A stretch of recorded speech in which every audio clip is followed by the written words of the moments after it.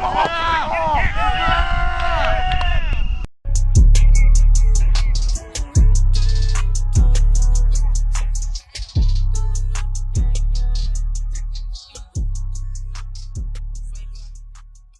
is going on, everybody, and welcome to the Sidelines Washington Podcast, presented to you by the Sidelines Sports Network.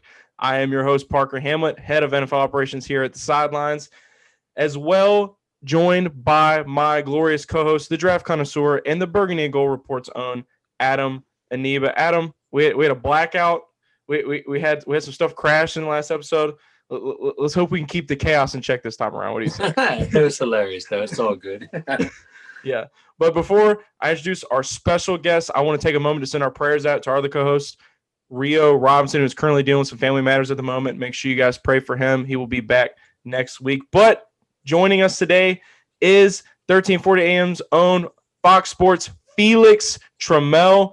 Felix, we kind of chopped it up on Manny's show a while back, and I'm stoked to finally get you on the show, man. Hey, appreciate the invite. Glad to be here. Well, Felix, you know it's camp season. As we like to say on here a lot, there's a lot of smoke, a plethora of storylines. Hopefully we can get into half of them today, heading into training camp later this summer in Richmond.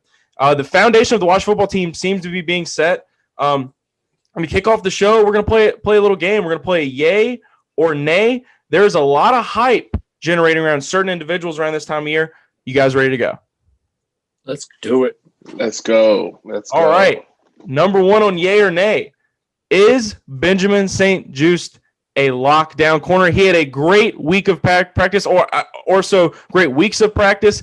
Guys big, guys rangy at corner. A lot of people think he's going to be a day one contributor. He's been extremely physical, garnering a lot of praise from the coaching staff and the media as well. Is this a camp line story? Is this a camp storyline? Is this a feel-good story? Is he somebody that you see going into the rotation day one? Adam, yay or nay? Before OTAs, I would have said nay, but I just think exactly like you said, just as much. I think it's being talked up a lot. We're not hearing much of Moreland either, so that was a little surprising to me. It doesn't mean Moreland's out of the picture. It just means he could be getting bumped. And I think they like the idea now of having WJ3 and him long arm press corners. They've been more of a zone, sit back team. But I think with this allows them to go in and out of press and go into more bail coverage. So he might not be, quote unquote, locked down early on. But I have a feeling, at least in nickel situations, he's probably going to be on the field a lot, which, as we've seen, teams are in nickel quite a lot. So he could be a sub-package guy. I'm still not convinced what they're telling us that he's not going to be, free safety. I still think that'll come. I think, he could have a game where he looks good in deep coverage and say, let's try him there. But I think they've got a definite plan for him. But, man, he's so raw. And I'll just say yay because everything I'm hearing. But from the film I've watched, everything I've gathered so far, I just think it's too early with him. I think it's too early as well. With COVID season, I speculated early on that he was a big winner of, the Senior Bowl experience because the coaching staff got to work with him one-on-one. They kind of saw he was long, he was rangy, he was physical. I kind of see him buying his way into the rotation early, like you said, in a lot of sub packages. I think he brings a lot to the table. He's very physical, and you're right. That Jimmy Moreland silence is speaking volumes, and I think Benjamin is starting to overcome, the people's corner supposed position with the Washington football team at the slot corner. Felix, yay or nay? I mean, I'm about 50-50. I want to say nay, but yay for the future. And I think the idea is Fuller is best in the slot. And last year, they could never get him to the slot. So when teams really attacked us well, they would move that good receiver inside where Fuller didn't follow.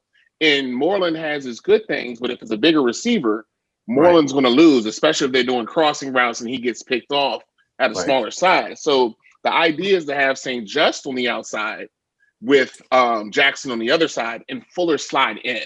And then I think that's where the goal is. But Moreland does have advantages of experience. He's quicker. And it depending on what the situation is will dictate who plays.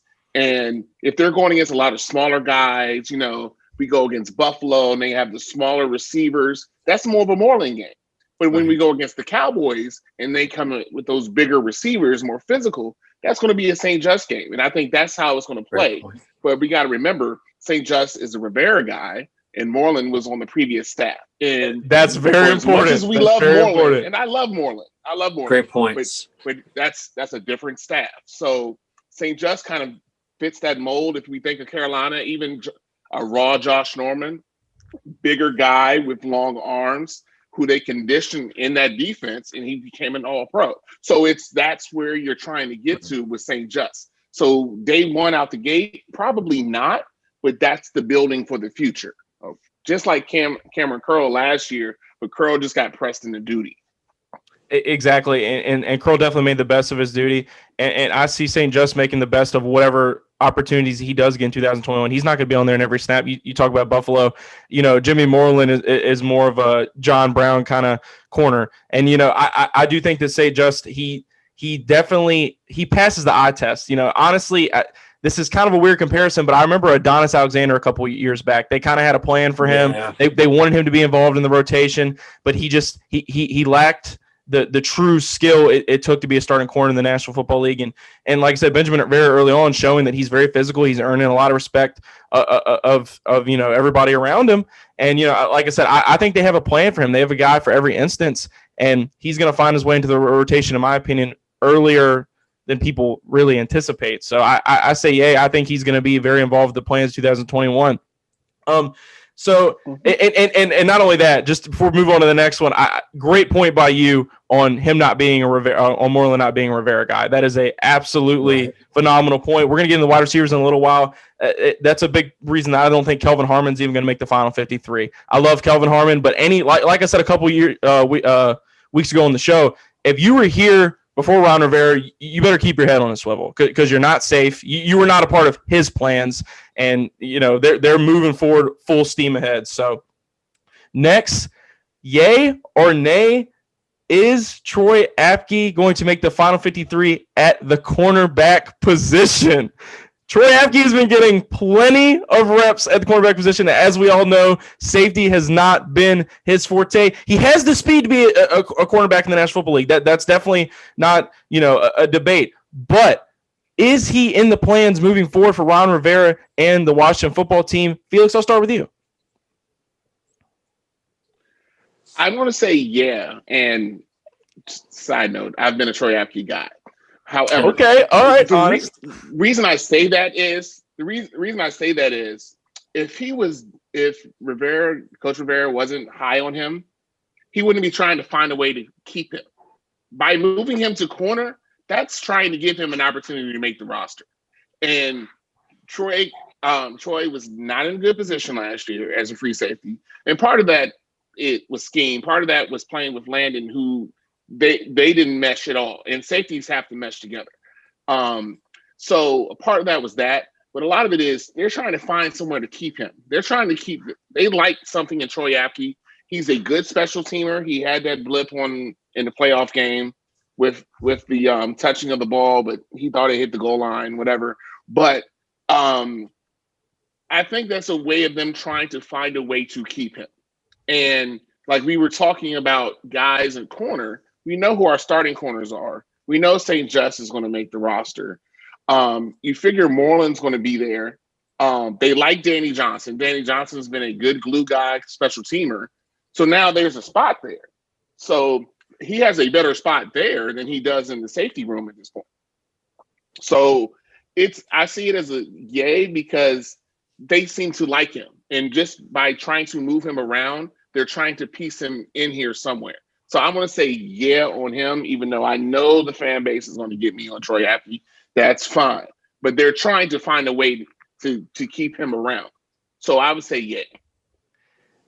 I mean, to me, the biggest reason the coach staff finds it very hard to let go of a guy like Troy Apke is just that track speed. That's just something you cannot teach. He's a just fantastic special teamer. And like you said, I don't think he'd be around up to this point if they did in some capacity want him to be here, and they're trying to find a way to get him the rotation. I don't think he makes the 53 unless it's at the cornerback position. Like you said, he worked his way out of that safety room, and a lot of that stuff was out of his control, but he just seems to kind of be the punching bag for this fan base. And, people are just constantly going in on Troy Apke, and if it was up to the fan base, he would have been cut last season. But clearly Ron Rivera and this coaching staff see something in him, and I'm going to say yay on him making the 53 at cornerback as well. Like I said, he has good instincts. He's kind of a better tackler than people give him credit for, and I think that he might actually adapt to the position pretty well. Adam, the question is, are you a Troy Apke guy? Not at all, but I think he's going to make it. So, yeah, yay.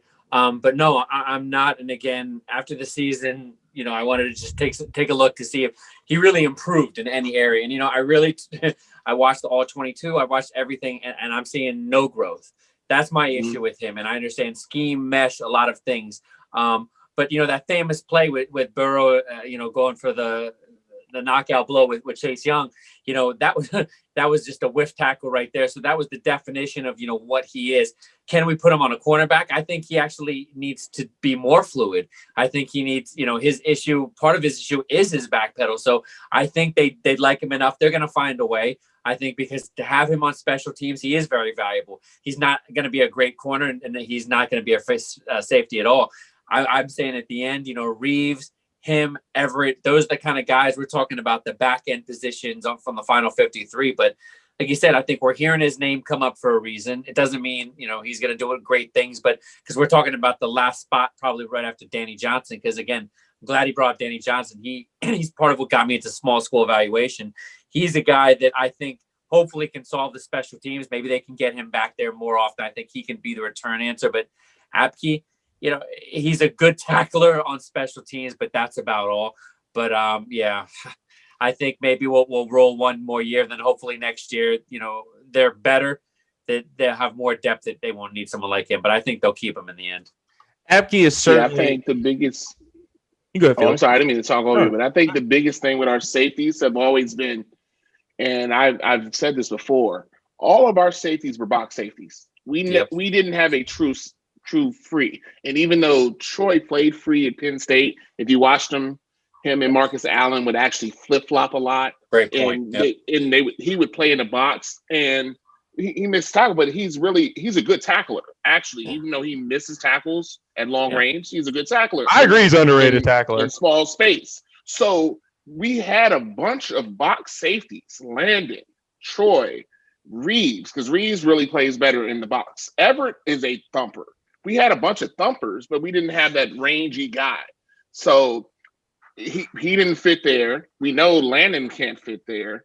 They were able to put Reeves there, and he did the best out of everybody last season.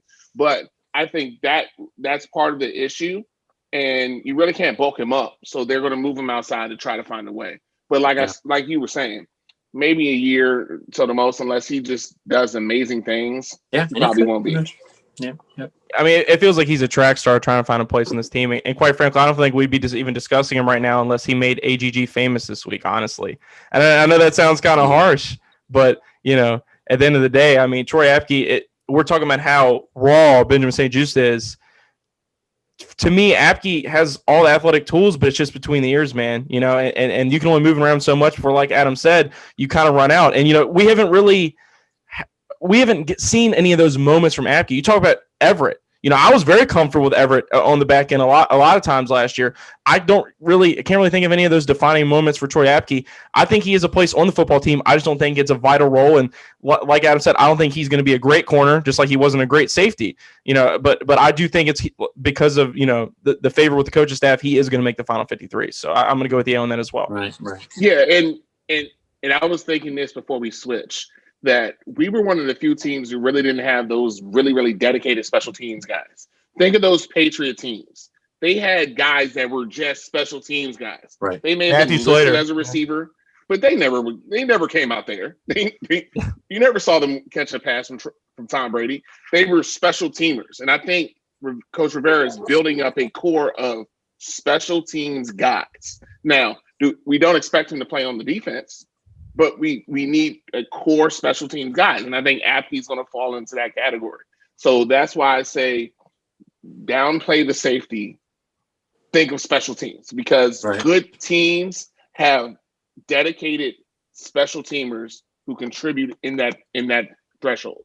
So exactly. And this is also that time of year they kind of toy around with those reps. You know, a lot of people try to find significance in them, but they're honestly just trying to see what they can do with Troy Apke. Like his speed is a weapon, and maybe he finds a niche at corner, but I don't see that working out. But maybe it will. That will definitely be an interesting storyline to follow throughout training camp. But I mean, let's stay at the back end with the safeties there for a second.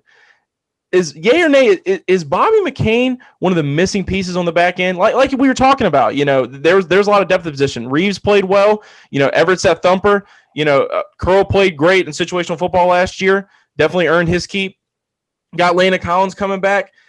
Is Bobby McCain going to take this group to the next level? I mean, he was a great leader over in Miami, team captain. I think Pro Bowler at one point. Had a great week of practice this week. 2 interceptions on Ryan Fitzpatrick. I don't know exactly what that means. Fitz likes to give them away sometimes. But Adam, I'll start with you. Yay or nay? Is Bobby McCain the missing piece on this back end? Is he going to take this group to the next level? I loved his film. You know, I wrote about him before the visit, and he just fits exactly what they need. He's a deep cover guy. You know, he can play a lot of slot corner as well, which, you know, they have a bunch of guys that can do that now. But I'm going to wait till training camp, because I think that if he, you know, marches out and he lines up, you know, with Curl on the other side, I think I'm going to say that, yeah, he's going to have a good season. But if their plan is more a sub-package role, it'll be interesting, because you can't even look at his salary. I think he's going to be making under 5 with incentives, and that's what they gave the kid Davis last year, and look how long he lasted before they cut. So this is a different situation in that McCain has the experience. He has the versatility. So to me, he's a plug and play.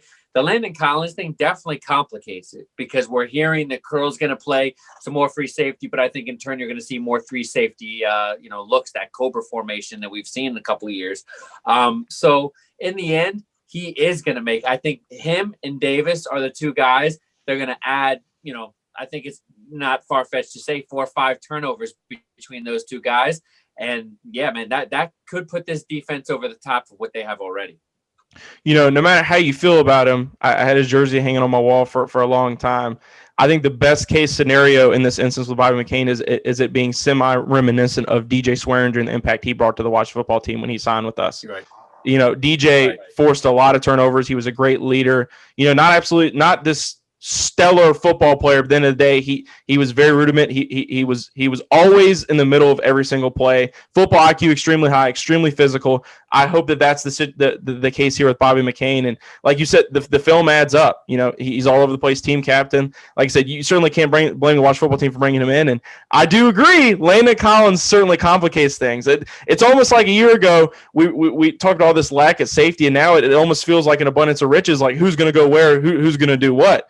I certainly am thinking that Ron Rivera and this coach staff certainly can't wait to ship Landon out of town to kind of, you know, less complicate what's going on in the safety position. Yeah. Maybe I'm speaking a little too far ahead here, but Felix, yay or nay, Bobby McCain is the missing piece on the back end? I'm going to say yay, because he'll be an improvement on what we've had just walking in the door. If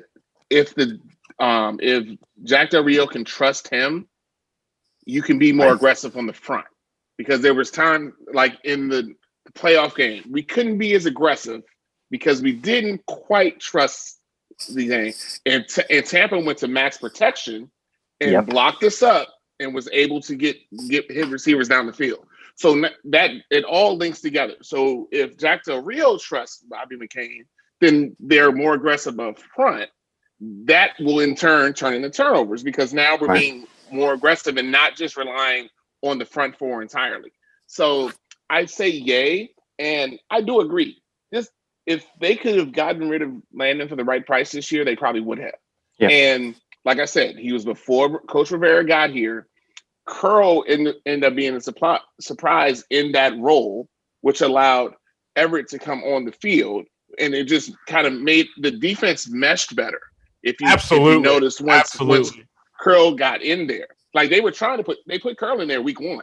So they knew they had something in him, but it just meshed better. And, you know, coming off an Achilles for a guy who wasn't the fastest anyway is going to be tough. So, I mean, the best move for him probably would have been to bulk up a little bit and go to linebacker, but now the linebacker core is pretty solid. So the best thing for him is just to get healthy. So they probably see Landon in a lot of the power run situations, but if it's a wide open game, we're not going to see Landon that much. And I think that's going to be That's going to be good overall for all parties because it'll keep him better and it'll keep the defense better because he's not a cover guy.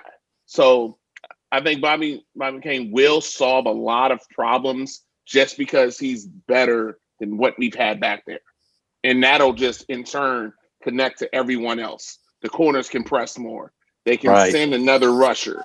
They can go to cover one shell high with him deep because the corners know now I have someone on my back. Right. So I can be more aggressive now. It's going to all connect together. So I'm going to go with Yay. And that youth, like the Wash football team got extremely younger as you went from the defensive line all the way to the back end during that playoff game. And Tom Brady and that coaching staff took full advantage of that, as you said. And I think Bobby McCain, like I said, with DJ Swearinger, adds that experience to the secondary. It gives you kind of that quarterback of the defense in a sense where you know you're good on that back end. And to me, we're sitting here talking about Troy Apke trying to find his way in this defense. I'm not comparing Landon Collins to Troy Apke, but I feel like this coach staff is trying desperately to find a role with Landon Collins where he's not a sideline-to-sideline safety at this point in his career. And the best move for him was the bulk up move to linebacker. But now that it's not, it's finding a place in this rotation for Landon Collins is going to be tough, and I just don't see him in the long-term plans. You got all these young guys. Like I said, Everett's a thumper. Reeves played well when he came in. You know, Cameron Curl, they knew what they had with him from Rip. Like you said, he was a week one piece. So at the end of the day, right.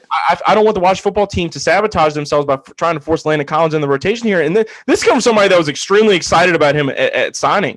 But like you guys said, he's also coming back, and this is something Adam's beating into my head, and I've been very stubborn about it sometimes, is that he's recovering from a very significant injury. So that is something that you have to monitor, and I think he's just going to find himself out of the rotation and he's going to kind of feel like the odd man out in this group at the end of the day. And I think guys like Bobby McCain are certainly going to make that easier. So I say yay to that as well. But something that, and we're moving on here, something that I think the Washington football team has struggled with for a long time is finding that return guy.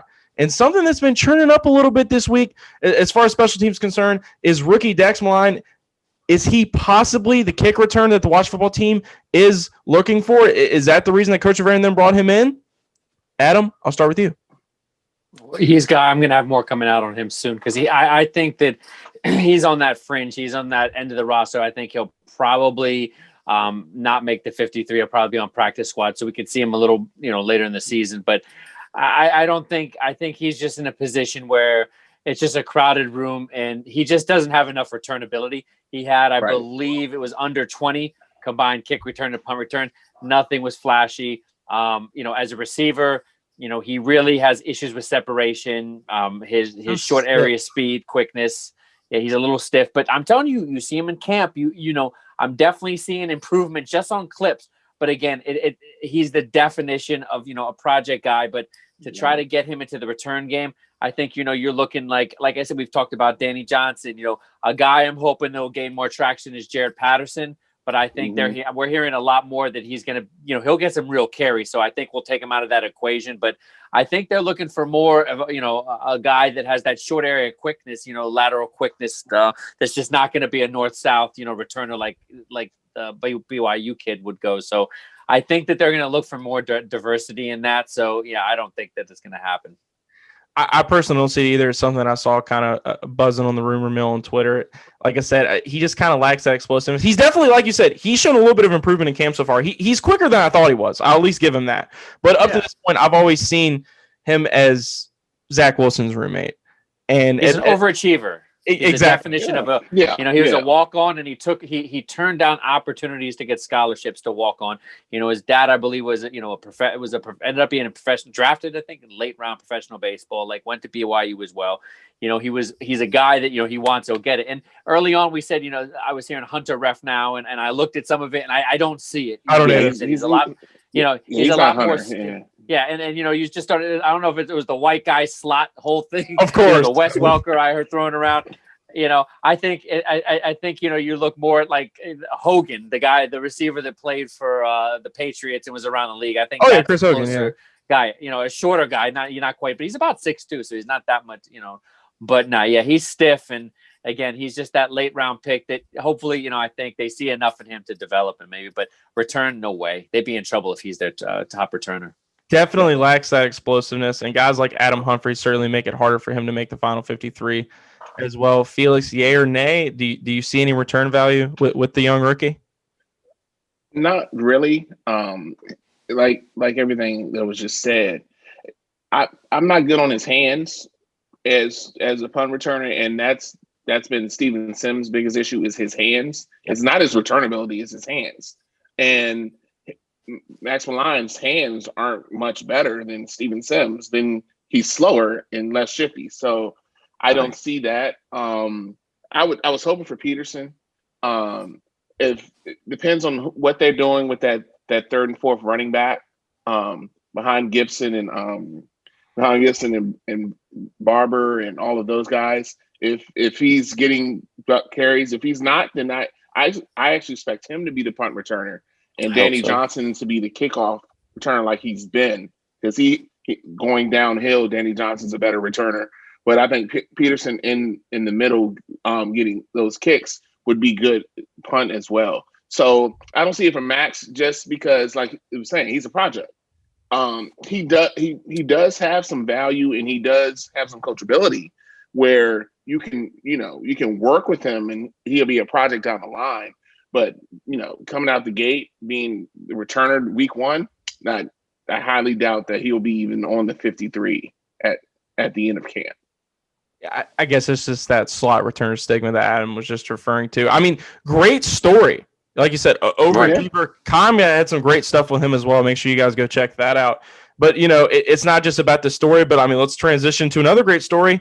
And someone that's been getting a lot of steam this week, and we talked about this a little bit last week as well, is Taylor Heinicke. There's a lot of hype going into the season now that this is not this is Fitzpatrick's job to lose, and maybe that's Taylor Heinicke is a lot higher on the pecking order than a lot of people anticipated.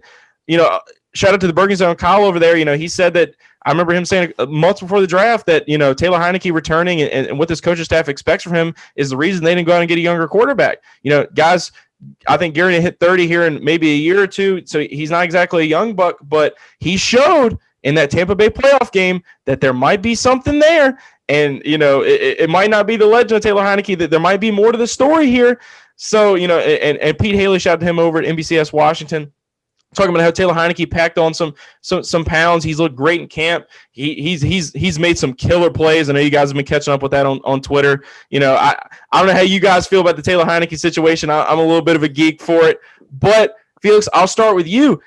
Yay or nay? Is there a legitimate shot that Taylor Heinicke could be the starter week one?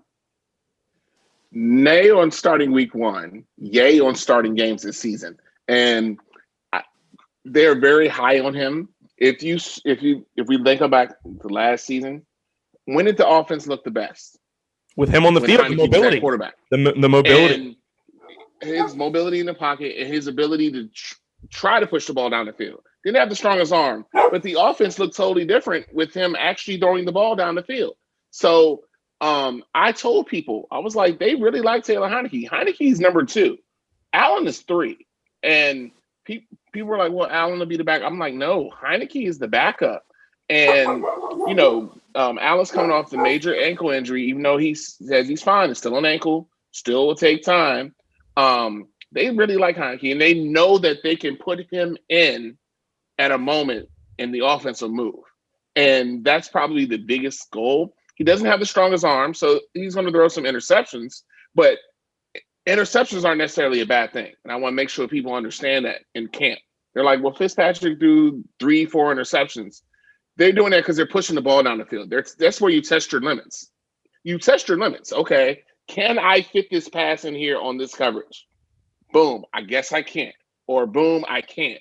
That's a good thing. If they're always going to check down, then not thinking down the field, that cripples the offense. So Taylor Heinicke is in that mold because he probably knows the offense the best out of any of those quarterbacks. He probably does. So I'm nay on him starting week one. It'll be Fitzpatrick week one, barring injury. However, I really think Heinicke will start some games this season, and more than one. When we have that tough stretch early, team looks bad. You might pull him out. You might put Heinicke in just to see what happens, and it could be a spark. So I do see him starting some games this season, just not week one against the Chargers. unless it's against Tom Brady, Father Time is undefeated.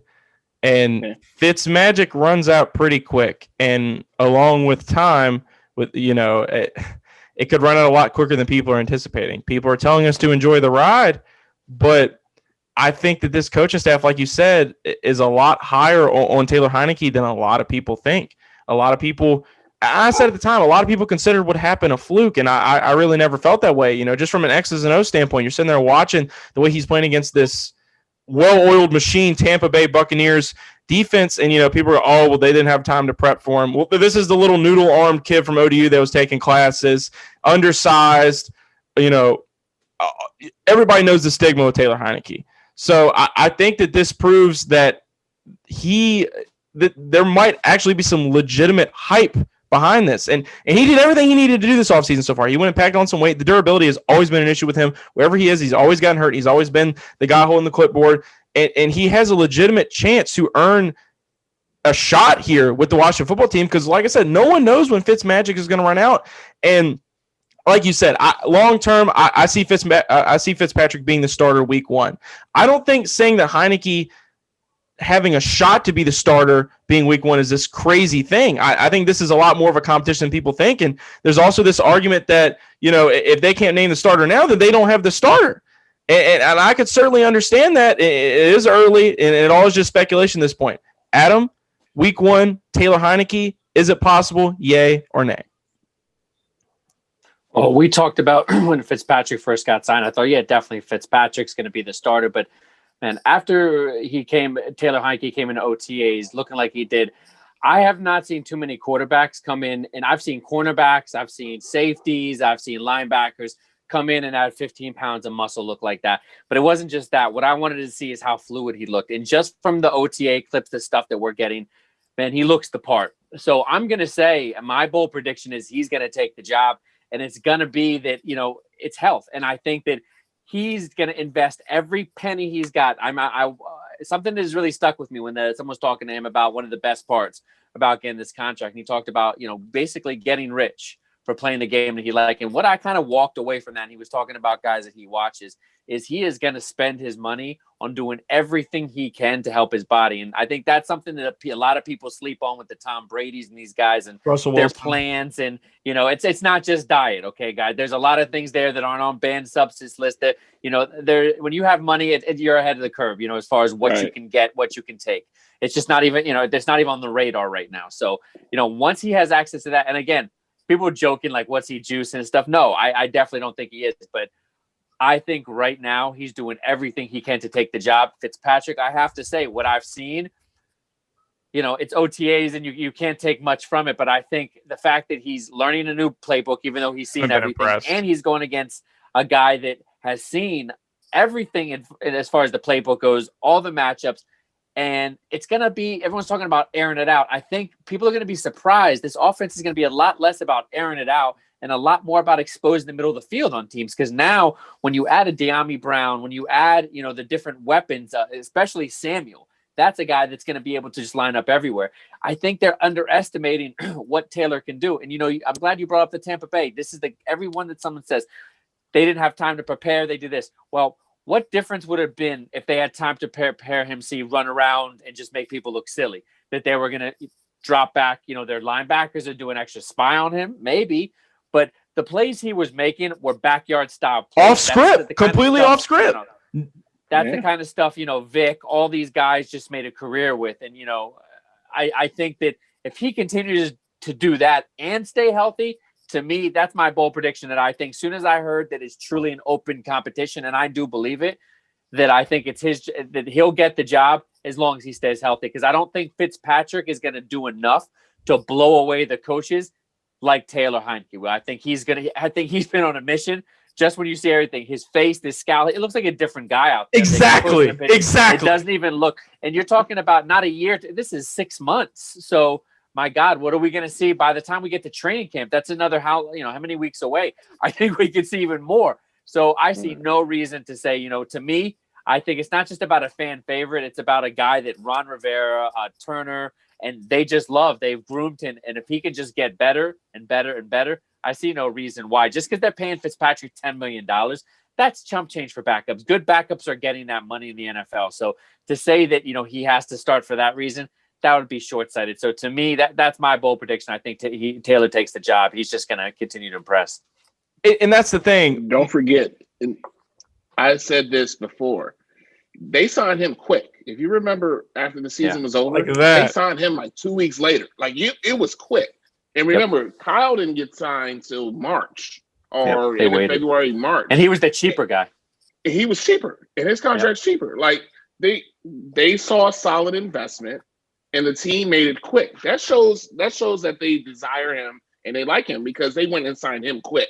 So as soon as let's get him back. Let's make sure we have him here with us, and that shows that the coaching staff desires him.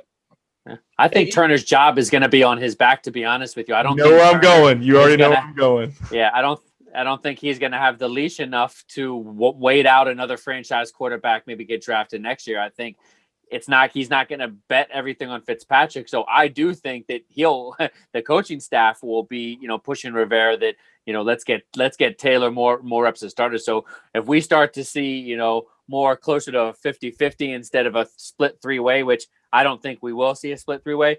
I think this is going to be the story of camp. It's just the highlight reels that Taylor's doing. And I think once he just starts to compile a bunch of those, it's going to be impossible to not start him. I think Ron Rivera has shown that once you show that on the field, even if it's practice field, you'll get the job. Fitzpatrick, you have to know what we're getting. It's not like we're getting Brunell coming to Washington. When Brunell came to Washington, the starting experience was still there. The pedigree was still there.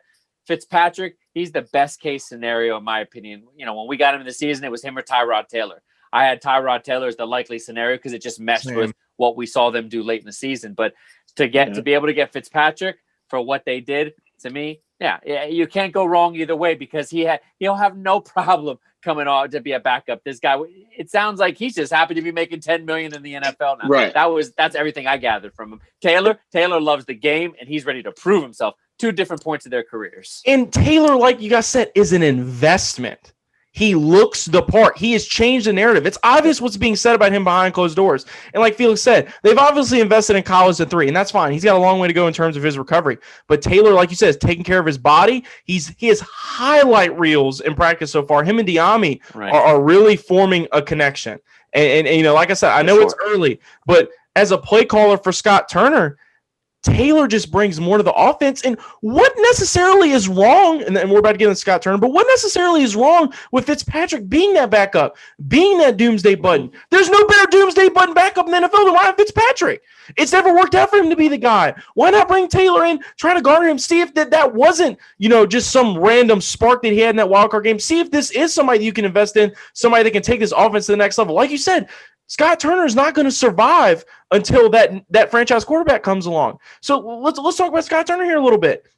A lot of people say that bringing in a guy like Fitzpatrick it gives him that quarterback that he needs. Some people argue that it's Taylor. Some people are saying that right near the end of the season, Scott Turner showed that he was a rising offensive coordinator in the National Football League. He's kind of a younger guy. Do you guys feel like Scott Turner's on the uprise? Felix, we'll start with you. Yeah or nay? I'm gonna pick the middle. I was extremely harsh on Turner. I didn't like his concepts. Then the best version of his offense was that run in the middle of the year from like the Giants game through Cincinnati when both McKissick and Gibson were healthy. Then we started to see the ingenuity, and then it kind of went away again when Gibson got the turf toe, and then it came back when Heinicke came in and became a master with his feet. So as far as attacking teams, I've seen it in certain aspects, like the game plan against the Cowboys, regardless that they were a horrible defense, was brilliant. They were literally confused out the gate and had nothing. They were out of that game in the second quarter. I'm talking about the first game, not the second game. They were out of it in the first quarter because they had no clue what was coming. That's how good that game plan was. We just didn't see it enough. So now with these more weapons now teams can't triple team McLaurin. You have Logan Thomas, which remember, no one's talking about. Everyone seemed to forgot about Logan Thomas. Then, you have Samuels, you have Donnie Brown to go over the top. With a healthy Gibson and McKissick, you have these weapons now. It's now incumbent on Scott Turner. And if he's going to show his best offense, it's going to be with Taylor Heinicke. Fitz is the jump ball. All right, I'm just going to throw it up here. Somebody make a play. They're down there somewhere. That's kind of how Fitz lives. Yeah, like, everyone remembers the Raiders game with the helmet turned to the side and just throws it. All things wrong that you've ever been coached up in your life, but it looks great. I mean, as a coach, I lost my mind. I'm like, you can't do that. It works, but I think the best version of Turner's offense will be with Taylor Heinicke. But like you said earlier, I don't think he doesn't have enough cachet to say, I need a quarterback. My offense is not going to. If the defense is ready to win now, this defense is ready to win now. We have a shelf life of this defense. We can't wait around hoping that a franchise quarterback comes in our lap, or we are able to trade for Aaron Rodgers or something like that. The offense has to be credible. Does it have to be top 5? No, but it needs to be credible. It needs to be able to put up 20. If it puts up 24 points a game, we're not going to lose many games, but you have to get to 24, and it's 24 on your own. It's not 14 from the defense like we got in the 49ers game. It's got to be the offense has got to be consistent enough to get out of those 3 and outs and consistently move the ball down the field. So I think it's on Turner. It's not going to be on any of the talent. It's not the talent. The talent has to be put in the right places to succeed. So I'm mid on Turner, because part of that was the QB debacle and things of that nature. But part of it was his game planning wasn't up to par either, and the way he called games. So I think both need to step it up on both sides of that. But I do think he has the ability. But I also don't think that he's just this young star like we were holding Sean McVay and all those guys on that staff just sitting here like, oh, this guy's going to be great. Pump the brakes. I certainly hope he's not a McVay. We certainly have that trend. And come on, man, Deshaun Watson to DC, and we're waiting for our quarterback. But no, all jokes aside, I do think that Scott Turner. I think Felix, you're not the only one. Everybody was extremely hard on Scott Turner early on, but I think people need to stop correlating Dwayne Haskins' poor quarterback play alongside everything that Scott Turner was bringing to the table. Because once Haskins was off the field, and some of those other guys starting in the rotation, you kind of saw things trend in a different direction. And it is really like a philosophical thing. And not a lot of people agreed with some of his concepts. Hell, I didn't agree with a lot of his concepts earlier either, but he certainly finished the year strong. And like you said, I think the best version of this offense for the Washington football team, and I know I sound biased at this point, is with Taylor Heinicke on the field. You can do more as a play caller with a guy with that versatility on the field. Adam, do you think that the outlook or, the perception of Scott Turner has changed and he is a young, rising offensive coordinator in the National Football League? Do you think that it's only going to trend upward in 2021? Yeah or nay? Well, I think yay, because I think just based on the weapons that he has, I think they're giving him everything to succeed. And I think this is not going to be a smash mouth team. This is the reason they moved on from guys like Morgan Moses, is so they can be faster, so they can move the pocket. And like Felix was saying, that's why Taylor gives them the best chance, I think, to do what they want to do. They can't go wrong with Fitzpatrick. They can do a move pocket. They can do all that with him too. But I think with Fitzpatrick, you're a little more one-dimensional as far as, you can back off a little bit, or you can bring it with Taylor Heinicke. If you're going to really, stack the box, you're risking a lot. But again, he gives you, both quarterbacks give you the ability to do two different things. So I think what we've seen is this, we're talking about the hybrid of the Air Coryell system. That's what Turner's trying to do. It's almost like he doesn't have it figured out. It's like he's trying to really, figure out his system around the player. So I think that, the piece of Curtis Samuel, that's going to be something to watch out of everything, because I think the fact that they didn't invest in another running back, that was surprising. I actually thought that they'd want to, that they weren't going to invest, Gibson is their bell cow back, but I think what they're doing is they're showing to us, again, just things we're seeing, is their backfield is going to be more about deception. They'll run the ball, but I think this is going to be about more about yards after the catch, just catching teams on their toes. So I don't think you're just going to line up in an I formation and put one of these guys back there as an extra blocker. I think he's trying to do something and be innovative. So we're talking about the second part of the season. What I liked from him was innovation. I saw a lot of concepts that, teams like Kansas City, some of the, even to a point where Bill Belichick, just having multiple backs in the backfield, just, mixing it up. So I think now you have Gibson. If he can apparently this turf toe could be lingering. But the best way to use him is just to get him out there, because I think when you talk about Alvin Kamara, what kind of damage he can do when you get him out there. This is a guy that's way bigger than Kamara that, is built like a throwback player that's running, that 4.3 speed, mid 4.35 speed. So I think once he gets it going, if Turner can't get this offense to a middle of the pack, 20-point a game team, yeah, he doesn't belong here. But to me, Del Rio's making this thing go.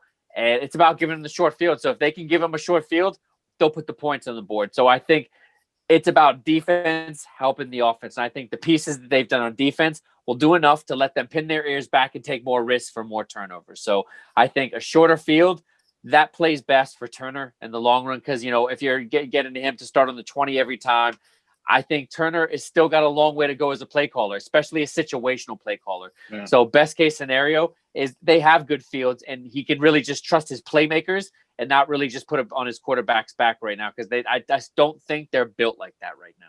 Yeah. Don't get me wrong. Down the stretch, even with improvements, there was still some naivety there. There were a lot of things that Scott Turner could do a lot better. And like Felix said, we have a window with this defense. Jack Del Rio and the defensive side of the ball have this thing covered.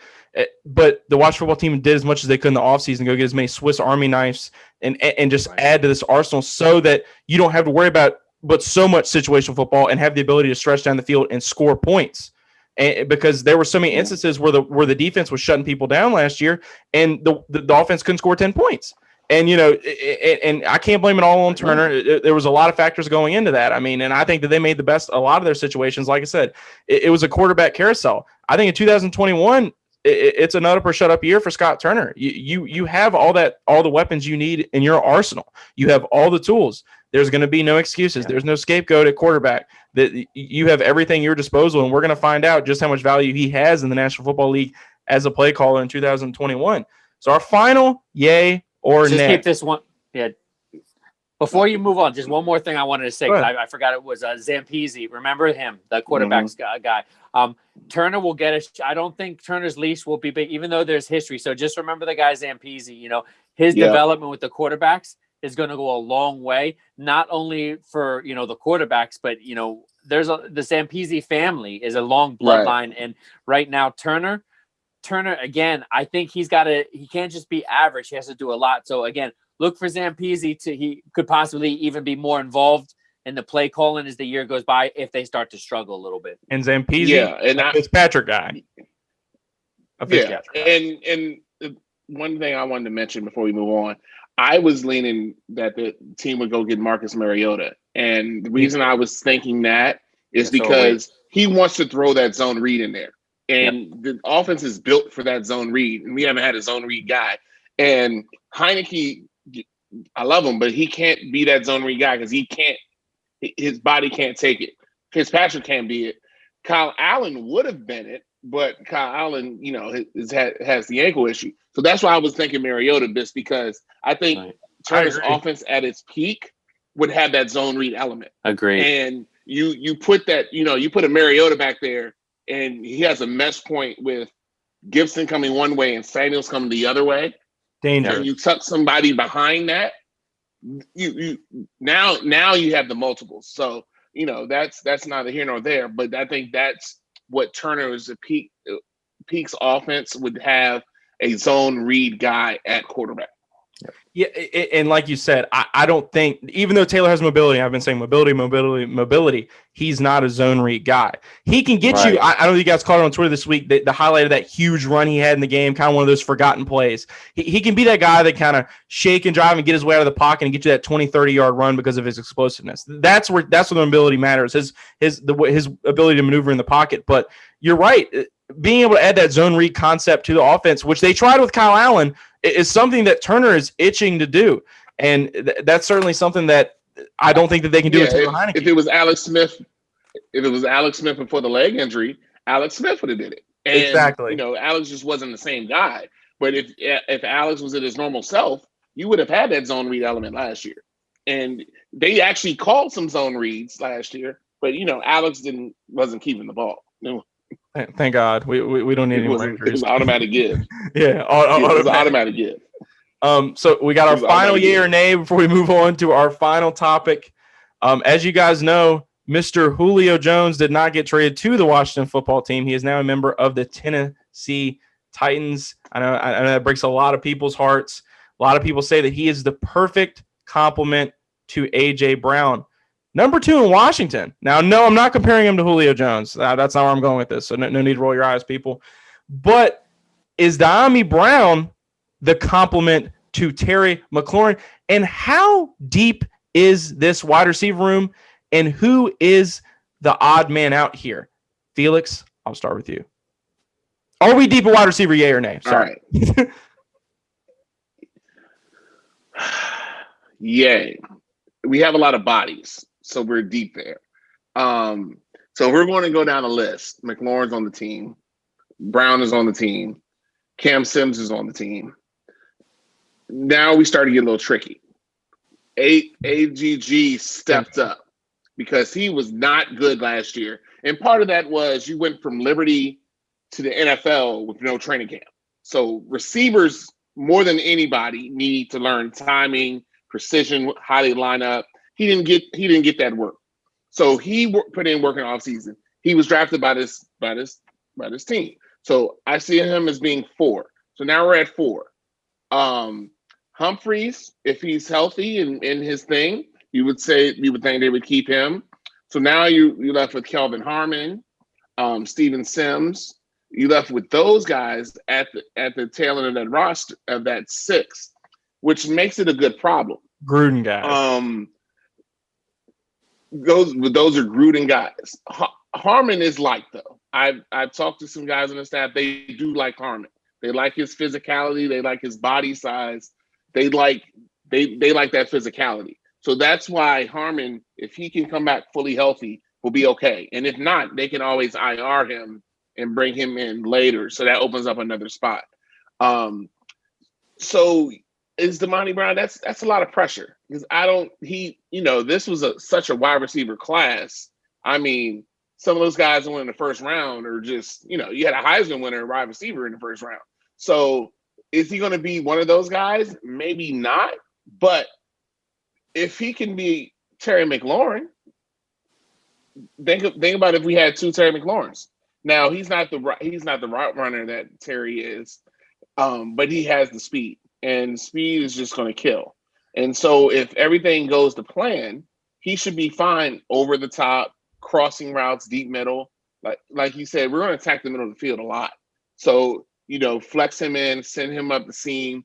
I think he will be a good piece, but I'm not going to go out there and say, yes, he's the number 2 solidly with Terry McLaurin, because that's going to be an expectation I don't think he's going to be able to meet.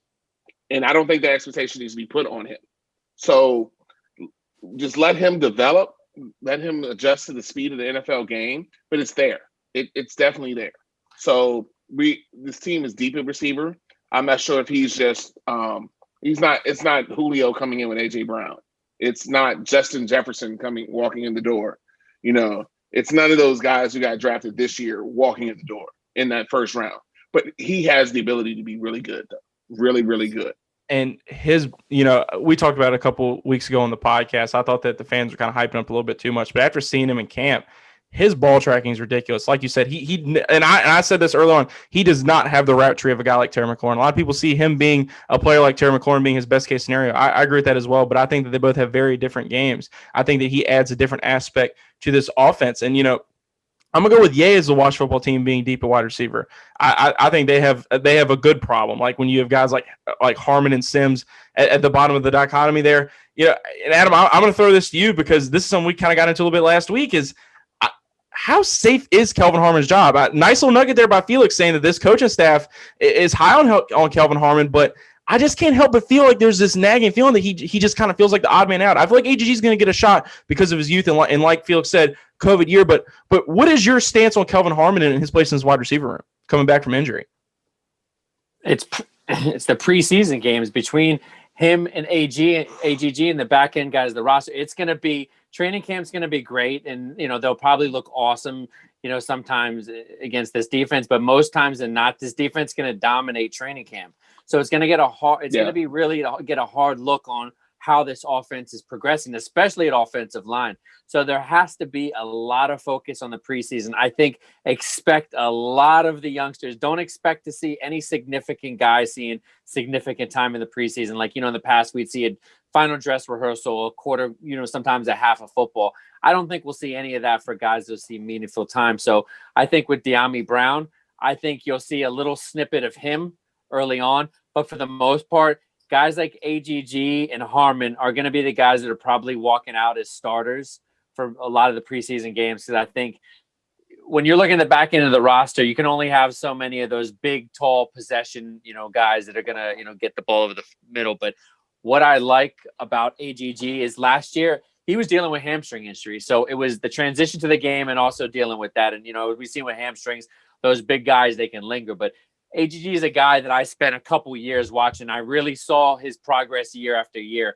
And what I like about him and Cam Sims together is both guys can play off each other. And I think that he'll learn a lot off of Cam Sims because he's a violent catcher. He really has not much of a route tree. So I think AGG is going to have to show a little more. I don't think it's special teams, but he's going to have to show a little more. So on paper, it really looks like Harmon, if they do like him, probably should beat him out. Because Harmon could probably offer some special teams ability, in different positions. So AGG seriously doesn't seem like he has the best shot to make it, but I think he's one of those guys that in the end, if he stays healthy, he's just going to look so good in preseason, just like Cam Sims did a couple years ago that's going to force the team. I think he'll be this year's Sims. So I think you have injuries along the line. As far as how happy am I with the depth from bottom to top, I don't know. It has a lot to do with, how quickly Dyami Brown can develop. I don't think you're going to see him coming out and lining up on the opposite side of you don't want too hefty of expectations. Great point. Yeah, not immediately, but I love him. I think he's going to be awesome because what I like about him is 0 drops on contested catches in his career. Okay, that's what I love about him. But I turn on the tape and man, he just had some balls hit him right sometimes in the hands and he dropped them. So he has some concentration lapses. He had a guy like Daz Newsome that was on the other side of him in North Carolina. So I think he plays off of good receivers next to him. Yeah. And I think that's why Washington is the best situation for him. But exactly, pump the brakes early on. I think if he can get you, 400 yards, change 500 yards, a couple, deep touchdowns, that's what he can do early on. That's what you want from him. But I think you have the guys, Humphrey, Samuel, Sims, all these guys are going to do different things from you. They're going to ask a lot from Thomas in the tight end. So there's only going to be so many balls to go around early on. But in the end, long term, hell yeah. Dyami Brown's going to be awesome. But I think Terry McLaurin is going to be the focus of a lot of defenses. And that's just going to open the, I think to me, if Antonio Gibson can stay healthy and that toe doesn't arise as a problem again, he's still saying it's lingering. I think he's going to have one of the best years of anybody on this team because I think in the passing game, I just think he's going to be really hard to stop. And, I'll say this and let you go, but the whole NFC East has been a chess game. These teams have got receivers. We're going to get cornerbacks, vice versa. Everyone's trying to match up against each other. So this team right now is built, I think, to go into that 5-game stretch where we're going to be seeing all those divisional games because no matter what happens, they're going to walk out with options because no matter who makes the final roster receiver, a lot of these guys we're talking about are practice squad eligible. So they're going to be on the back end. There's not going to be AGG. He'd be a guy I'd be scared that would be plucked off someone else. Harmon, I'd be a little less scared that maybe another team might get him and he might last the practice squad. So there'll be some tough decisions, but I think right now they're in a good position to come in with the passing game. They can move the ball. Are they more than that after Terry McLaurin? I don't know. That remains to be seen. Dyami is that home run hitter that the Washington football team is going to invest in long term. I don't see him as the number 2 guy. As far as the pecking order wide receivers, I talking earlier, but abundance of riches as a safety, I feel the same way about the wide receiver position. You got Terry, you got Humphreys, you got Curtis Samuel, who I think is going to have a huge role in this offense with Scott Turner. I think Scott Turner is going to utilize him to the best of his ability, probably better than he did in Carolina. But like you said, Adam, and I want to signify this, there are only so many balls that can go around.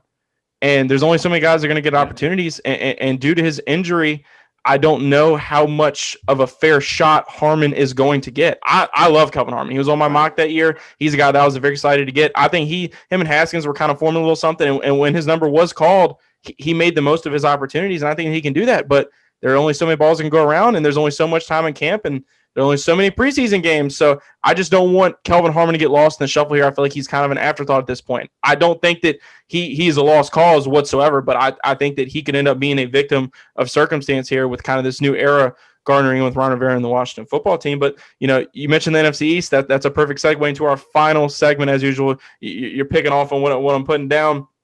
Jonathan Allen and Antonio Gibson gave some bulletin board material this week. The all-pro defensive lineman who's looking to sign on the dotted line sooner rather than later stated that pencils and paper do not win football games. And the guy you were just mentioning, Antonio Gibson, the weapon, was quoted in saying that the Washington football team is going to be something to deal with in 2021. Of course, you expect all these guys to say this kind of stuff at this point in the season. But, Adam, we got to do a little bit last week about this team's window to compete. But, I mean, let's dive into it to cap the show. Felix, is Washington the beast of the East, or has the climate in the NFC East drastically changed so much this offseason that the Washington football team really is just good on paper? Well, let's start with this. There really is no beast of the East right now. It's not the East as we know it. It's not the 1980s NFC East. That being said, Washington is in the best position to win the division. The Cowboys have the best offense by far. They have the best offense. They have the best quarterback, even though he's coming off an injury. Agreed. And they have the best quarterback. They have a monster receiving core. Now, I've seen videos of Zeke working out. I don't believe it till I see it on the field. His thing is the field. The decline. Less engaged. And the more the team is shifted to throwing the ball, the less engaged he's gotten. And that's when they were that was when they were at their peak. So I would see them as a challenge offensively, but defensively they're not. They're a mess. Giants are similar to us. They're good defensively, but you got Saquon coming off a monster injury, and you have Daniel Jones, who only plays good against Washington. Literally.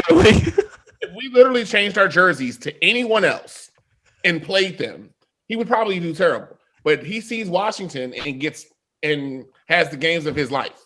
I mean, what is it? 3 out of 4 wins against us? Like it's mind-boggling how he's done against us versus other teams. And Philly is in straight blow-up mode. So Washington really has the example to put themselves in control of the division for the next few years. And they have the best coach in the division. And I think that is what people don't speak on. Coach Rivera is by far the best coach in the division. I know what's his name won his Super Bowl, but that was Aaron Rodgers' Super Bowl. He was there. I could have coached the Packers that year. It was, 100%. Right, McCarthy. I mean, it's not the greatest thing in the world. Coach Rivera is a great motivator. We saw what he did with this team. You saw the moves he made in the offseason. People were shocked that he moved on from Morgan Moses. I told people they were going to move on from Morgan next year, but he did it a year sooner when Leno was available. It's just, I think Washington is in the best place to succeed for the next few years. And I think Allen saying that, he feels comfortable saying that because he's been here long enough to have gotten beaten down by the and he realizes this is his time now to beat down on the rest of the division. So I think they're in the long run, Washington's there. Washington's there. They can control this division. And in football, you just really need to control your division and then let the playoff fall where they may. Win your division, you're in the playoffs every year. Every year. You don't have to worry about anything else. So I think Washington's in the best place for it. I'm not going to call anybody the beast of the East because this NFC is not the NFC East I grew up on. And everybody had 10 wins, and it was brutal. However, I think Washington's in the best place to have sustained success over the next 4 to 5 years in the division. I think the beast of the East, maybe I gave that a little bit of a wrong label. You said everybody had 10 wins, and everybody's got 6 or 7. I think 7-9 last year for the Washington football team is the lowest record that's ever won the NFC East of all time, actually. So that's historically the worst the NFC East has ever been. But I'm going to tell you what separates Washington football team from the rest of the division is that the Washington football team last year knew when to pull the trigger and make the tough decisions. And to me, that's what separates them from everybody else. Pulling out your quote-unquote franchise quarterback, first-round draft pick, rolling with a bunch of different guys, that was a hard decision to make. Rivera's dealing with cancer. You haven't played situational football with just this rotating door quarterback, this plethora of injuries, and just the way that they finish out the season. I don't think that any other staff in the NFC East could have weathered that storm. I really do not think that. And that certainly speaks to the pedigree of Ron Rivera in this front office. And I'm not trying to toot their horn here, but, we're talking about situational kind of football.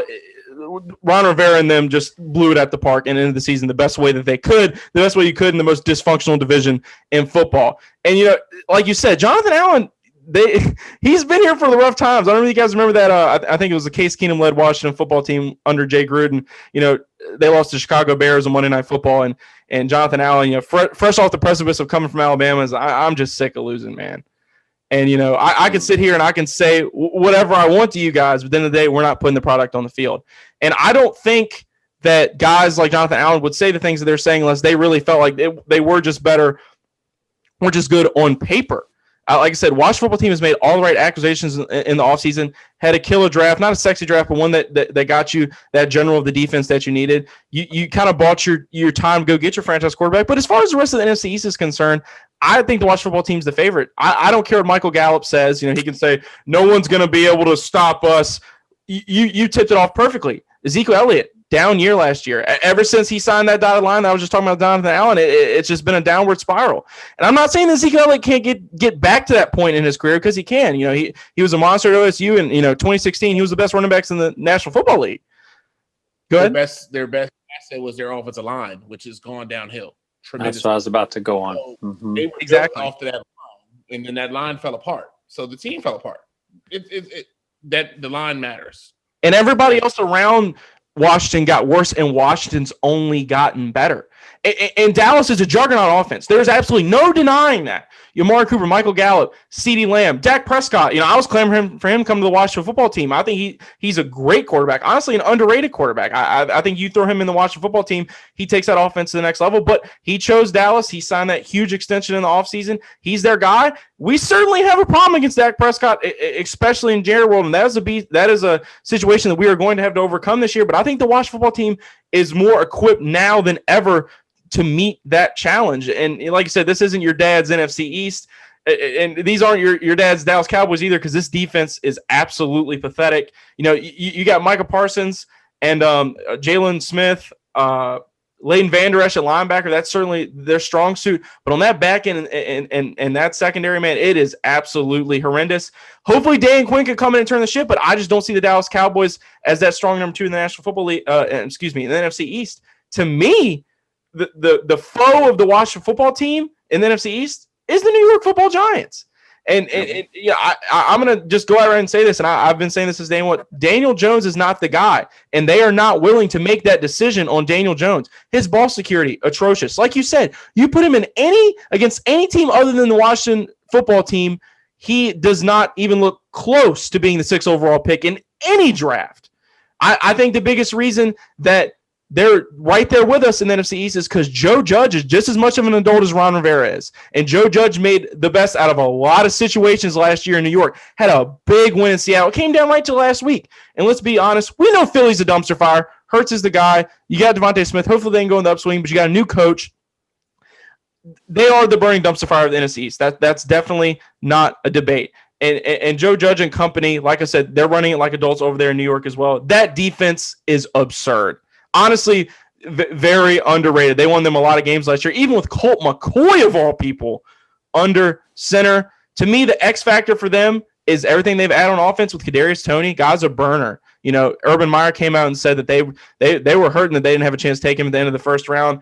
Kenny Golladay, a guy that a lot of people thought the Washington football team was going to have a chance on. They gave Daniel Jones the pieces, but can he take that next level? Can he take his game to the next level and become that franchise quarterback that the New York Giants need? No, it's just not going to happen. And to me, something to keep an eye on is going to be Saquon in the load management. You don't just hop right back in and give this guy 30 carries off rip. He's going back to back with very significant injuries. That's going to be a very interesting thing to monitor as well. I don't think the Washington football team is just good on paper. Adam? No, I agree. And when you said everything I was going to say about the Giants, it's true. Kadarius Toney, what that's doing, that's not just adding a weapon to be a receiver. If you look what he did in Florida, how they had him in the backfield, this is going to help their run game with Saquon Barkley as well. But, you talked about Joe Judge, but, what about Garrett? Garrett, he's a horrible head coach, but, man, he is a really good offensive coordinator. So I think we're talking about coaching coming to play, and I think with Dallas – their two Achilles heel this year is going to be Mike McCarthy and that offensive line. Tyron Smith, he's in the same position Chris Samuels was in Washington. He's got the neck issue. He's going to probably retire if it doesn't get better this year. Right now he's in a money grab because everything I'm hearing is it's not looking good for him. And then they lost Fredericks retired. So they're trying to retool, but they're not drafting top 5 talent at the position anymore. So I think it opens up perfectly for Washington to dominate them for a couple seasons, because I just don't think they stack their defensive line or their offensive line. They have linebackers, which is great, but up front on the trenches, they just don't have it. New York does. I live in New York, and I'm getting a different perspective up here. So just because they aren't household names, man, they've made some really good picks in this draft. So their offense right now, they can win despite Daniel Jones, because you talked about the different additions they have. But Ingram, their tight end, if he can stay healthy, he's another Jordan Reed situation without the concussions. He has durability issues, but they're nothing, concerning, but he just misses too much time. If they can get all that clicking, you're talking about 5-yard passes is all he's going to have to do. So to me, the Giants are the team to be really worried about, because I think Dallas takes a step back, Philadelphia takes a big step back, and Giants continue to be an Achilles heel. But I think Washington comes into this year more prepared to face a team like the Giants. Missing that middle linebacker killed them against New York. I think that's just a way they were able to eat them up.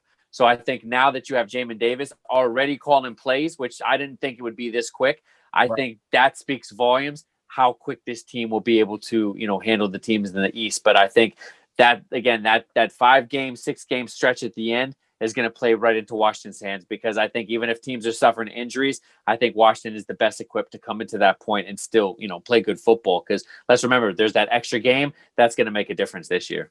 Hey, I'm cool with that final 5. That little play-in tournament is I love it. Something to behold. That's a good way of thinking of it, as a play-in tournament. That's pretty much what it is. A lot of people are intimidated by it, but that's when we're going to find out who is the, as I said earlier, beast of the East. I mean, it's going to be some extremely competitive football, and late in the year. And a lot of these guys who have these injury bugs, you're going to find out who is who in that last stretch. And I think that a lot of people in the NFCs, like I said, are not willing to make those adult decisions. And I think the Giants are going to fall on their knife with Daniel Jones. I think that is what separates us from them. And like I said, what Joe Judge and them are doing over there is absolutely fantastic. But until they get that guy under center, I mean, I know we don't have so much room to talk. I'm clearly biased, but until they get that guy under center, they're not going to be able to take that leap to the next level. And eventually, Daniel Jones' luck against the Washington football team is going to run out. Philly's the dumpster fire. Dak back in Dallas is certainly a problem, but they are not the sole rival of the Washington football team. Like I said, I think the Washington football team is fully in control. I could talk about it in nauseam, as you guys obviously just heard. But unfortunately, that is all the time we have today, people. Thank you for listening. If you're still here, Felix, it was an honor to have you on the show, man. Thank you so much for your time. Yeah. Tell the Sidelines listeners where they can find you and your work, man. Yeah, you can follow me on Twitter and Instagram at HTTR and Blessed. I have not changed my name yet. I'm waiting on once that happens, then I'll change my Twitter handle. I interact with everybody. You can come and chat. I'll be at training camp in Richmond and Ashburn. Need to come catch up with you. Hit me up. Tell me. Yeah, let me know what you want me to focus on, but you can find me on any of those platforms. You reach out to me anytime. I love to talk football. Yeah, man. Love your work. Love your takes. And if you're watching, man, the man Felix came prepared. My God. Putting me and Adam to shame over here. We're over here wearing stuff we probably haven't washed in a week. Adam, where can they find you, man? Yeah, man. As always, find me theburgundyandgoldreport.com. Felix, thank you so much for coming on. You've always been a great supporter of mine as well. This has been a really special week. I want everyone to go over theburgundyandgoldreport.com, click on our podcast section. You'll find all of our sideline stuff, but you will find our Gary Clark interview on Football Garbage Check it out, Time. people. Check it out. We're actually going to have a whole Legends edition on our site now with show. It's going to be a whole show appearance. some dialogue into the interview and, some stats that, we're going to work in there as well as our rookie edition that, we pushed off to the slow portion of the season because, as everyone knows, this is the hard time. People looking for content. So the burgundyandgoldreport.com, just go there, find podcasts, articles, everything you need to know. You heard the man, people. And also make sure if you're listening to this Sidelines Washington podcast, leave a rating review below on Apple Podcasts, Spotify, or wherever you find or listen to your podcast. Don't forget to subscribe as well on wherever you find your podcast, as well as YouTube. Shout out to Dean Fenwick for the kind words. I'm going to put him on the screen here. Make sure you guys turn on your yeah, man. Make sure you turn on your notifications. That's my moderator. Yeah. Make sure you guys turn on your notifications so you can be alerted when we drop a new episode as well. We have some great Sidelines Washington merchandise upcoming, and I cannot wait to share it with you guys. Lastly, of course, I am the head of NFL operations for the Sidelines Sports Network, and if you are interested in covering your favorite NFL team for one of the fastest rising sport networks in the world, DM me or email me at sidelineswft@gmail.com. That is at sidelineswft@gmail.com.